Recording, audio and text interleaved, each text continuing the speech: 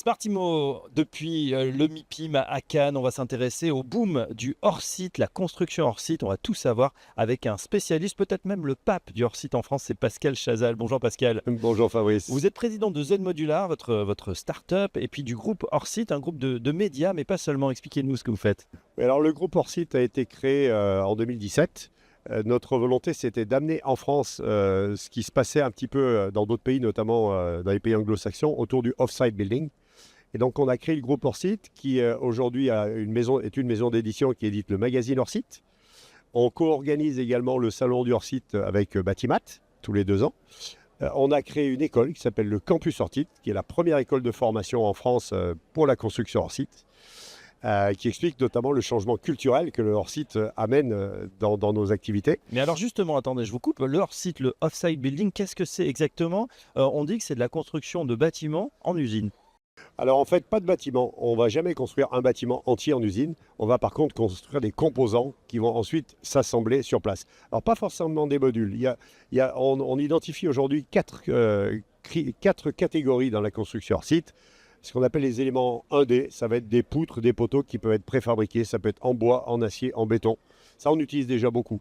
Ensuite, il y a la catégorie 2D. C'est plutôt des panneaux de façade, comme des façades à ossature bois. Mais ça peut être aussi des prémurs en béton. Ça peut être des dalles, ça peut être des planchers bois. Ça, c'est fabriqué en usine. On utilise déjà aussi pas mal, notamment tout ce qui est construction bois.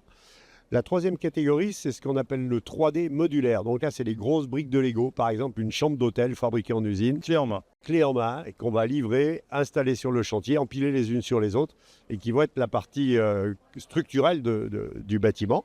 Et puis la dernière catégorie, c'est ce qu'on appelle les éléments non structurels, comme par exemple des salles de bain préfabriquées, des gaines techniques préfabriquées. Donc on voit bien qu'en fait, c'est pas lié à un matériau, ça peut être du bois, ça peut être de l'acier, ça peut même être du béton. On peut mélanger les matériaux, et puis ça peut prendre tout un tas de formes.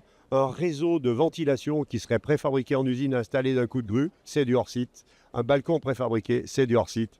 Un mur à ossature bois, c'est du hors-site. Ce qui est assez intéressant, il y avait il y a 2 semaines le Forum du Bois au Grand Palais, et c'était assez incroyable de voir que le hors-site s'était invité partout et que les gens du bois aujourd'hui se reconnaissent dans le hors-site. Et oui, ils font bien sûr du hors-site, ils fabriquent les éléments dans leurs ateliers, ensuite ils vont les assembler sur place sur le chantier. Et ce qui est important, c'est que quelque part, les gens du bois faisaient du hors-site sans le savoir, mais c'est drôlement mieux de le savoir. Parce que, par exemple, si vous voulez fabriquer un mur à ossature bois qui va intégrer le revêtement extérieur et la fenêtre, par exemple, eh bien, il vous faut connaître la couleur de la fenêtre bien avant ce qu'on a l'habitude de faire. Parce que j'ai besoin de commander la fenêtre à mon fournisseur, j'ai besoin de la recevoir, de l'intégrer dans mon mur, et puis ensuite je livre le mur sur le chantier. Et dans un processus classique, souvent on fait le gros œuvre, et puis on choisit la couleur de la fenêtre après.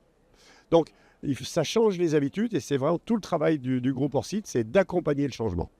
Justement, les avantages de cette construction hors site, en usine, déjà, on n'a pas tous les inconvénients d'un chantier avec les nuisances, donc ça c'est bien pour les riverains par exemple, mais c'est aussi qu'il y a beaucoup moins, comme bah voilà, l'industrie automobile par exemple, à qui on compare souvent, beaucoup moins de problèmes après de malfaçons et de réserves à la livraison du chantier. Oui, alors ça a fait suite à mes 30 années d'expérience en tant que dirigeant d'Ossawa, puisque je suis le fondateur d'Ossawa, j'ai dirigé Ossawa pendant 30 ans. Et ce qui m'est paru évident au bout de 30 ans, c'est qu'un ouvrier est beaucoup plus efficace dans un atelier que sur un chantier. Parce que dans un atelier, on peut mettre en place des bonnes conditions de travail, on peut mettre en place des outils qu'on n'aura jamais sur un On est chantier. à l'abri. On est à l'abri, on n'a pas besoin de se déplacer, hein. Les ouvriers, en général, habitent à côté de l'usine, parce que l'usine, elle ne se déplace pas. On dit en moyenne, un ouvrier d'usine habite à 15 km de l'usine, un ouvrier de chantier habite en moyenne à 80 km du chantier, parce qu'il faut qu'il se déplace. Donc il y a une productivité bien meilleure dans l'usine. Ça peut aller de 1 à 4, hein, c'est assez incroyable. C'est-à-dire qu'on dit qu'un ouvrier dans une usine peut atteindre des niveaux d'efficience, c'est-à-dire qu'il peut apporter de la valeur ajoutée 80% de son temps.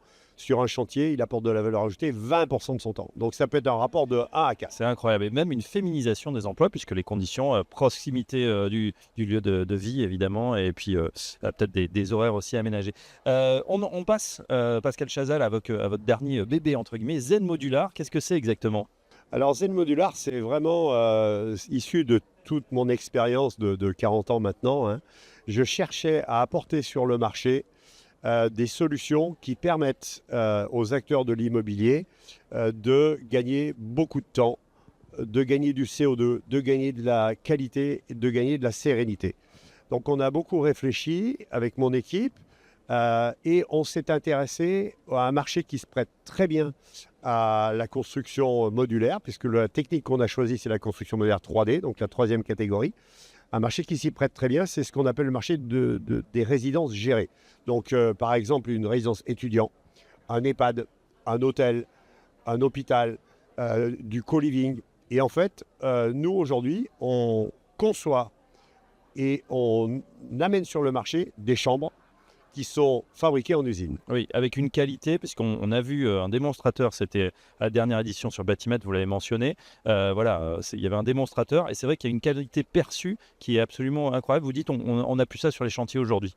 Oui, alors en fait, on va dire que aujourd'hui, prenons l'exemple d'une résidence étudiant, un maître d'ouvrage veut réaliser une résidence étudiant, il va donner son cahier des charges à l'architecte va concevoir la résidence, et la résidence, ça va être à coup sûr un pur prototype. Et ça, c'est normal parce qu'on va être intégré dans un environnement complexe, donc c'est forcément un pur prototype. Donc il refait de zéro finalement. Alors, la il construite. refait de zéro, et y compris la chambre.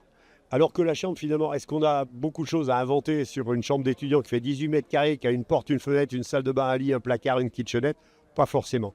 Nous, en fait, ce qu'on a fait, c'est qu'on a levé 1 million d'euros et on a dépensé ce million d'euros pour concevoir une chambre étudiant. Donc, on a fait travailler des étudiants, des exploitants, des architectes, des designers, des décorateurs, etc., etc. Et on a tourné 500 plans dans 18 mètres carrés pour arriver à un plan qui nous plaisait bien.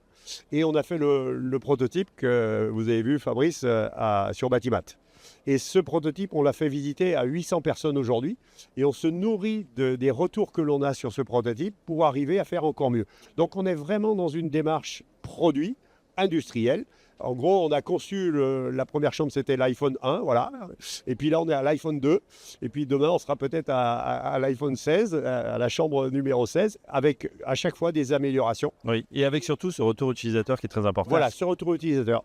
Et en fait, notre proposition, c'est de dire et aux clients et aux architectes, peut-être c'est pas très utile de vouloir réinventer la chambre à chaque fois. C'est peut-être beaucoup plus efficace de prendre la chambre que nous, on a conçue et de la poser sur votre plan. Donc, on inverse le processus parce que si l'architecte accepte, et ça, c'est d'ailleurs aujourd'hui souvent à la demande du client, voire de l'exploitant, qui dit « Ah oui, mais moi, c'est cette chambre-là que je veux. » Donc, toi, l'architecte, tu la prends et tu joues avec et tu conçois ton projet à partir de cette chambre. Eh bien, nous, de manière industrielle, on va pouvoir produire d'une manière extrêmement efficace parce que les chambres ont été conçues pour être produites d'une manière vraiment efficace en usine. Ah bah voilà, Zen Modular, donc la construction hors site qui prend son envol, en tout cas qui est en plein boom actuellement en France et aussi en Europe. Merci Pascal Chazal, je rappelle que vous êtes donc président de Fabrice. Zen Modular et du groupe hors site et à très bientôt sur Smart.